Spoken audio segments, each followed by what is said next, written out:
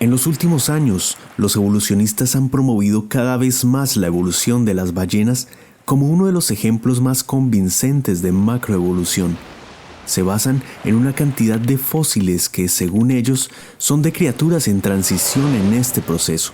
Pero, ¿qué dice realmente la evidencia? Aunque los cetáceos son mamíferos y no peces, viven toda su vida en el agua a diferencia de la mayoría de mamíferos, los cuales viven en tierra. Pero los evolucionistas creen que los cetáceos evolucionaron a partir de unos pequeños mamíferos terrestres. De todas formas, se requiere una infinidad de cambios para que una ballena de 18 metros evolucione a partir de un mamífero terrestre, como según los evolucionistas lo es el Indohaeus, una criatura pequeña de 60 centímetros parecida a un mapache o ciervo.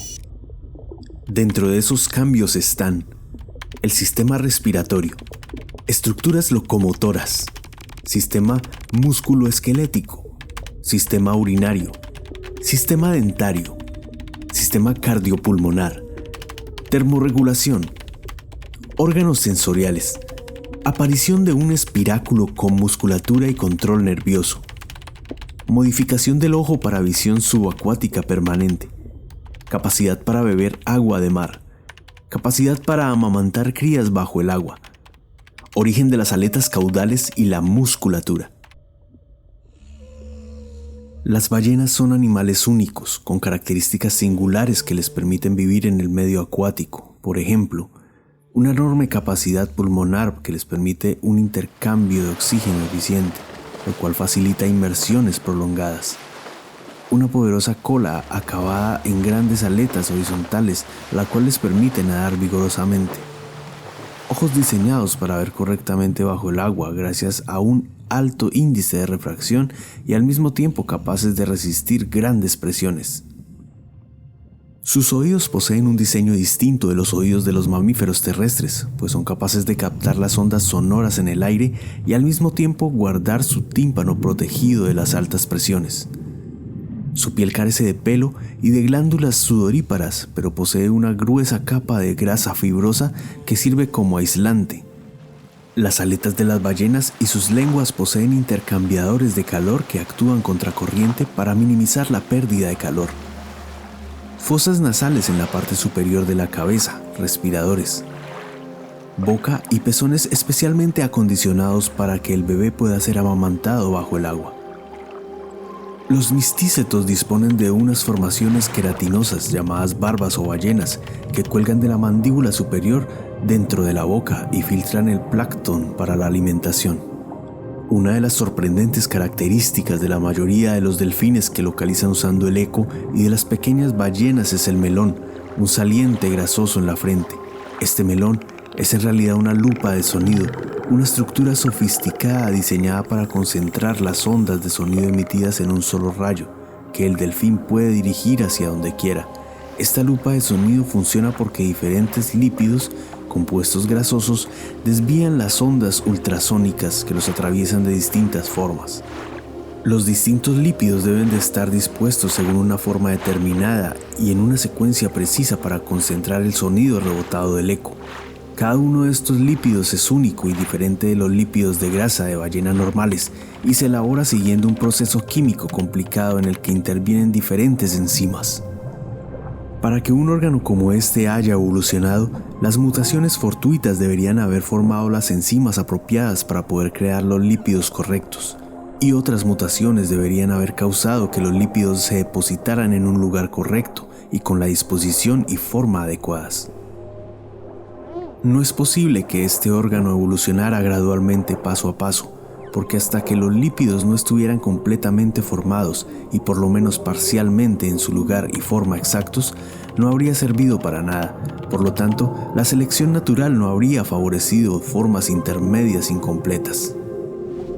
La mayoría de estos son procesos de sistemas de complejidad irreducible y que necesitarían ser coordinados para que el organismo sobreviva y se reproduzca. Además, tienen que tener en cuenta las diferencias morfológicas drásticas entre los animales terrestres de tamaño de un mapache y los marinos grandes. Nos queda el problema adicional de por qué un grupo de animales, principalmente herbívoros, se aventuraría al agua para comer pescado u otros animales acuáticos, y por qué todos los descendientes posteriores serían carnívoros obligados. De hecho, los parientes vivos más cercanos hipotéticos después de los hipopótamos son los rumiantes, todos los cuales tienen estómagos especializados para digerir materia vegetal. Sin duda, uno de los cambios más improbables, si los anteriores no parecen lo suficientemente improbables, es la eliminación de la pelvis y sus patas traseras. Imaginándonos el cambio, la pelvis aplastaría el orificio reproductivo con los movimientos propulsores de la cola, y al mismo tiempo, una pelvis que se encoge no podría sostener las patas traseras necesarias para caminar y para conseguir alimentos. Por lo tanto, la hipotética forma transicional no sería apta ni para la tierra ni para el mar, y en consecuencia sería extremadamente vulnerable, ya que algo fundamental para conservar una especie es su capacidad de reproducirse.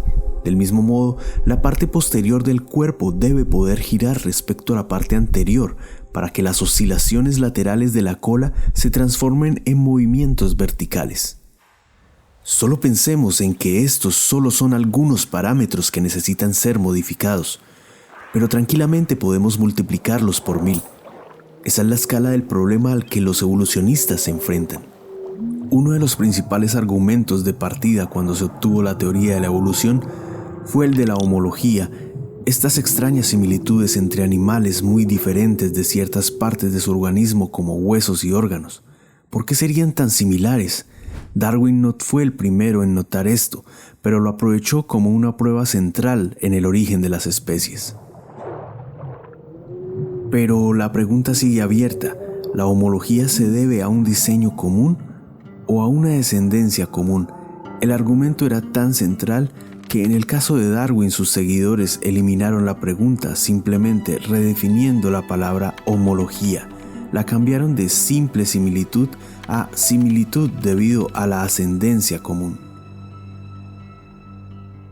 Pero si prestamos atención al argumento, nos damos cuenta que es un razonamiento circular, ascendencia común debido a la ascendencia común. Incluso los evolucionistas expertos en ballenas como E.J. Sleeper se han dado cuenta de la ausencia de formas transicionales en el registro fósil. No disponemos ni de un solo fósil de una forma transicional entre los susodichos animales terrestres, es decir, carnívoros y ungulados, y las ballenas. Los evolucionistas asumen la evolución desde un principio, antes de evaluar la evidencia. Incluso a través de la historia hemos visto eso, la cantidad de presunciones sobre la evolución de la ballena. A veces suena como si se tratara de juego de adivinanzas. Los 4 fósiles clave en el relato de la evolución de las ballenas son Indohaeus, Pachycetus, Amvolucetus y Rhodocetus, y los vinculan a un animal con ballenas muy largas y delgadas conocidas como Basilosaurus.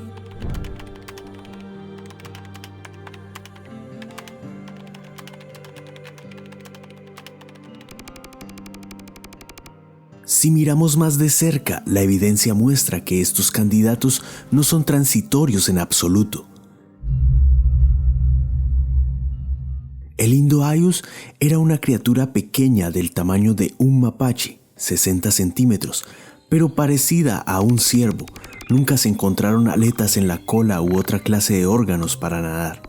Algunos creen que esta criatura pasó mucho tiempo en el agua, por sus huesos, pero incluso si fuese cierto, esto no la convertiría en una transición a las ballenas. La evidencia se ve forzada al marco evolutivo existente y las afirmaciones se basan en especulaciones infundadas. Otros evolucionistas argumentan que los huesos de los oídos se parecen al de las ballenas.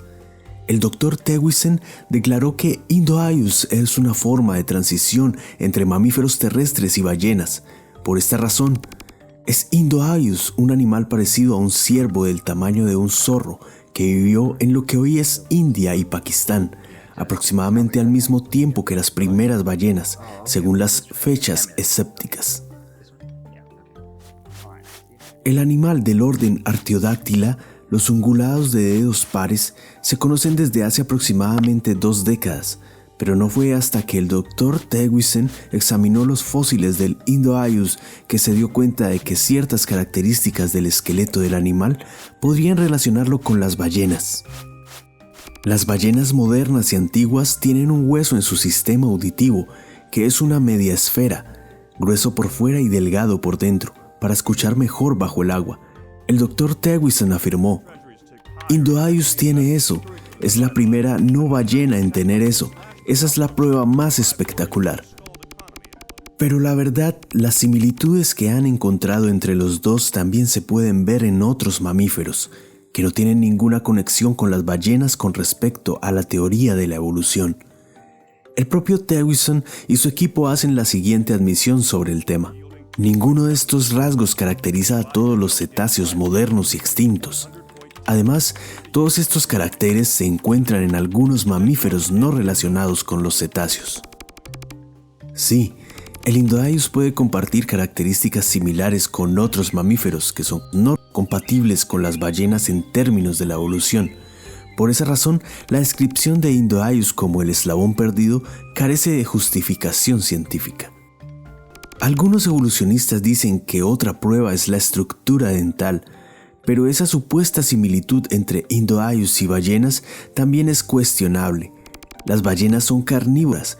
Indoaius, por otro lado, era un herbívoro, con patrones de alimentación totalmente diferentes. De hecho, el propio evolucionista Tewissen afirma la gran diferencia en la estructura dental. Todos los cetáceos fósiles y recientes se diferencian de la mayoría de los otros mamíferos en la reducción de las cuencas de trituración en sus dientes. No hay cuencas de trigónidos y talonides en los molares inferiores, y la cuenca de trigón de los molares superiores es muy pequeña, por ejemplo, en paquicétidos y ambulocétidos o ausentes. Las cuencas de trituración son grandes en raoélidos, indoaius y otros ungulados basales. Esto implica que un cambio importante en la función dental ocurrió en el origen de los cetáceos, probablemente relacionado con el cambio dietético en el origen. Incluso en su momento, la revista Science Now admitió: pero los cetáceos son tan diferentes de cualquier otra criatura que los investigadores no han podido ponerse de acuerdo sobre qué parientes fósiles representan mejor a sus antepasados más cercanos. La forma en que ven a Indoaius, un animal herbívoro que vivía en los ríos y no más grande que un mapache, como el antepasado de las ballenas, sobre la base de similitudes superficiales, representa un ejemplo sorprendente y deslumbrante de esta mentalidad dogmática y fantástica. El fraude Pakicetus. En 1983, P.D. Gingerich y sus ayudantes que encontraron el fósil no dudaron en afirmar de inmediato que se trataba de una ballena primitiva, aunque en realidad solo encontraron un cráneo. Su esqueleto resultó ser similar al de los lobos comunes. Se encontró en una región llena de mineral de hierro y que contenía fósiles de criaturas terrestres como caracoles, tortugas o cocodrilos. En otras palabras, era parte de un estrato terrestre no acuático. Entonces, ¿por qué se anunció que un habitante terrestre cuadrúpedo era una ballena primitiva, según Chadwick? Las pistas sutiles combinadas, la disposición de las copas en los molares, un pliegue en un hueso del oído medio y la posición de los huesos del oído dentro del cráneo están ausentes en otros mamíferos terrestres, pero son una característica de las ballenas del Eoceno posterior. En otras palabras, basándose en algunos detalles de sus dientes y huesos de las orejas, algunas personas se sintieron capaces de describir a este habitante terrestre, parecido a un lobo, según lo ilustran hoy en día, como una ballena andante. En 1983, Pakicetus tan solo era conocido por algunos dientes laterales y fragmentos de cráneo y de la mandíbula inferior, por lo tanto, no había fundamentos para saber si su locomoción era transicional. Pero el artículo de Gingerich dirigido a profesores de la escuela presenta una reconstrucción llena de creatividad, como a su vez la portada de la revista Science. Esta reconstrucción era distinta de la realidad y como se informaba en el mismo artículo. Las únicas partes de Pakicetus que parecen ballenas son los dientes y sus cavidades auditivas. Todo lo demás se ve diferente. Si tuviéramos que aplicar la homología objetivamente, entonces tendríamos que decir que, en general, la evidencia es que no hay relación. Cabe mencionar que el Pakicetus en algunas publicaciones evolucionistas y libros como Enseñando la Evolución no aparece como una forma transicional, lo cual indica que sus autores no creen que Pakicetus sea un buen ejemplo de forma intermediaria. Los nuevos hallazgos surgidos después de que Gingerich escribiera su artículo han barrido sus imaginativas reconstrucciones. Thewissen y sus colegas desenterraron algunos huesos adicionales de Pakicetus y publicaron sus obras en la revista Nature. ¿Qué indican estos huesos? Esto es muy distinto de la imagen que presenta Gingerich de su animal acuático. La ilustración muestra que el cráneo del Pakicetus es comparable a la de un coyote moderno, Canis latrans. Decir que la evolución de la ballena ha comenzado con este duck-like es puro disparate. Todos los huesos postcraneales indican que los Pakicetus eran mamíferos terrestres y que eran animales corredores que al correr tocaban el suelo solo con dos patas.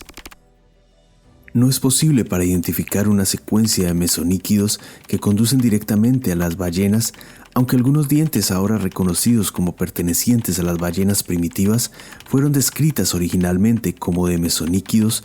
Todos los mesoníquidos adecuadamente conocidos eran terrestres en la mayoría de aspectos del esqueleto, y algunos muestran especializaciones para la locomoción cursorial, es decir, corriendo. Pero incluso en base a la evidencia que muestra que el Pakicetus era un animal terrestre, los genios de Nat Geo decidieron mostrarlo en el agua y con una impresión de aletas. Las inconsistencias en la imagen destinadas a hacer que Pakicetus parezca más como una ballena son inmediatamente obvias. El animal ha sido retratado en una posición nadando, se muestran sus patas traseras extendiéndose hacia atrás y se ha dado una impresión de aletas. Esto demuestra un fenómeno frecuentemente repetido en la paleontología evolutiva. Muchas de las supuestas formas transicionales se basan en restos fragmentados que se prestan a varias interpretaciones basadas en los axiomas del observador. Las características de los detalles no son una evidencia convincente en la que basar un vínculo entre Pakicetus y la ballena. Algunas de estas características también se encuentran en otros animales terrestres. Ninguna de las características en cuestión es evidencia de una relación evolutiva. Incluso los evolucionistas admiten que la mayoría de las relaciones teóricas construidas sobre la base de similitudes anatómicas entre animales son completamente poco confiables.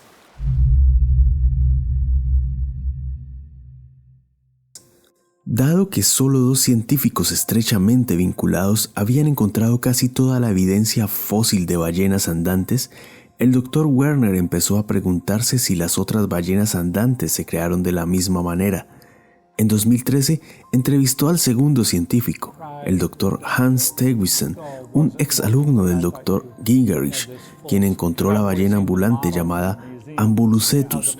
El Dr. Werner dijo: "Fue como un déjà vu.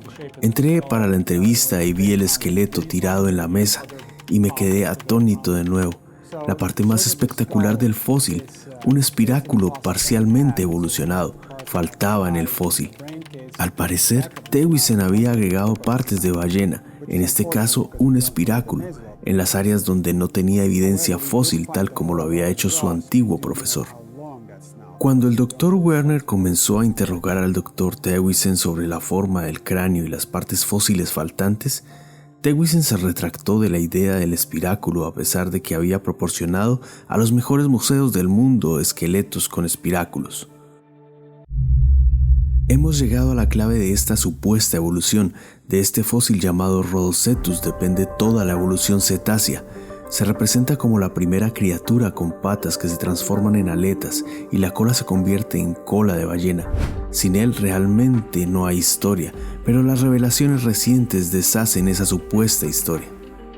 El Dr. Phil Gingerich, curador del Museo de Paleontología de la Universidad de Michigan, es reconocido como la principal autoridad mundial en la evolución de las ballenas. En 1994, el Dr. Gingerich informó haber encontrado a Rhodocetus, una supuesta ballena caminante, y promovió la idea de que la cola era de ballena. El fósil está en exhibición en la Universidad de Michigan, pero el Dr. Carl Werner señaló que falta la parte que mostraría la presencia de las aletas traseras. Preguntó sobre los huesos de la cola que faltaban y cómo sabían que tenía aletas de la cola. El Dr. Gingerich respondió: especulé que podría haber tenido aleta caudal. Ahora dudo que Rhodocetus hubiera tenido una cola de ballena. Estos son los restos fósiles versus la imaginación del artista. El Dr. Werner también notó al inspeccionar el fósil de Rhodocetus la ausencia de huesos de aleta en las patas.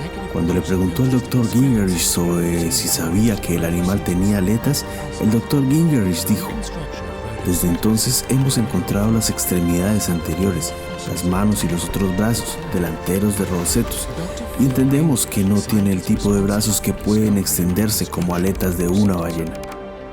El Dr. Werner también documentó que se agregaron aventadores, orificios nasales de las ballenas, a los modelos esqueléticos de las ballenas andantes, Pachycetus y Ambulocetus, aunque no se había encontrado evidencia fósil de la región del espiráculo.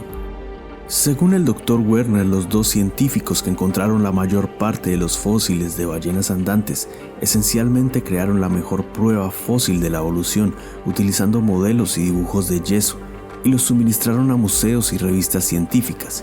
En cada caso, comenzaron con fósiles incompletos de un mamífero terrestre. Siempre que faltaba una parte fósil, lo sustituían con una parte del cuerpo de ballena, espiráculos, aleta caudal y aletas delanteras, en el modelo esquelético o cráneo que distribuían a los museos. Cuando estos mismos científicos encontraron más tarde fósiles que negaban sus interpretaciones originales, no reconstruyeron los modelos o dibujos de yeso. Ahora los museos están llenos de cráneos y esqueletos de ballenas andantes que son simplemente falsos. El Dr. Werner continuó diciendo: sospecho que algunos curadores no son conscientes de la importancia de estas sustituciones ni conocen los fósiles actualizados. Los museos deberían eliminar ahora todos los esqueletos, cráneos y dibujos alterados, ya que las partes más importantes de estas ballenas andantes están ciertamente inventadas. Los museos también tendrán que eliminar estas imágenes de sus sitios web, ya que inducen a error al público.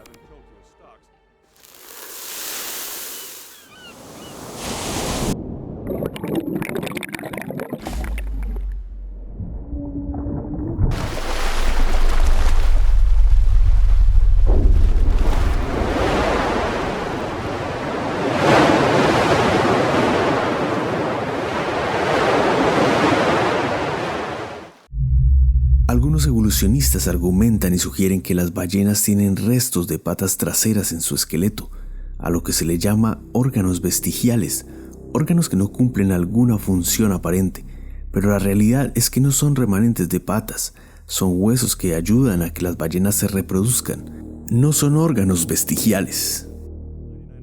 Estos llamados remanentes no son inútiles en absoluto, pero ayudan a fortalecer los órganos reproductivos. Los huesos son diferentes en machos y hembras, así que se explica mejor por la creación, no por la evolución. Los mismos evolucionistas reconocen que no son restos de patas traseras, sino que son huesos que ayudan a que la ballena se reproduzca. Los penes de los cetáceos son muy móviles y los músculos que controlan los genitales se adhieren a los huesos pélvicos. Matthew Dean.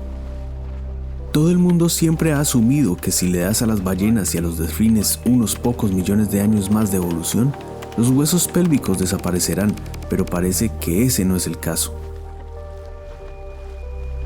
Nuestra investigación realmente cambia la forma en que pensamos sobre la evolución de los huesos pélvicos de las ballenas en particular, pero de manera más general sobre las estructuras que llamamos vestigiales, dijo Dean. ¿Por qué se empeñan tanto en decir que son restos de patas? Como hemos visto, forzaron la evidencia de acuerdo a sus ideales, y esto también se ve en dibujos artísticos donde forzan la idea por encima de la evidencia fósil. Dado que los evolucionistas adoptan sus teorías como un dogma desde el principio y dado que el desarrollo evolutivo es una creencia impuesta por la ideología materialista, son bastante capaces de fabricar enormes vuelos de fantasía basados en las más pequeñas similitudes. Dicen que existió tal evolución por la similitud morfológica en una de sus partes del Indoayos con la de las ballenas, sin contar el tamaño, pero ignoran las otras 20, 60, 200 y muchísimas más diferencias que tiene con las ballenas. Si fueran consistentes con sus argumentos, concluirían que estos fósiles son ancestros de otros animales que comparten más características similares con mamíferos terrestres o semiacuáticos, como por ejemplo el ciervo, lobo, capibara o un mapache. Cualquier individuo racional cuyos procesos de pensamiento estén libres de preconcepciones materialistas sabrá que el diseño de cada animal solo puede ser posible como resultado de que una mente lo haya planeado. De la misma manera que la existencia de una computadora apunta a la existencia de un ingeniero informático o un edificio a la de un arquitecto, así la sublime complejidad y vastas cantidades de información en los sistemas biológicos de los seres vivos indican la existencia del Creador, quien los trajo a la existencia. Es bastante seguro que este Creador es el Dios Todopoderoso, que no necesita planos o diseños para crear y que da existencia a todas las cosas simplemente ordenándolos, que exista.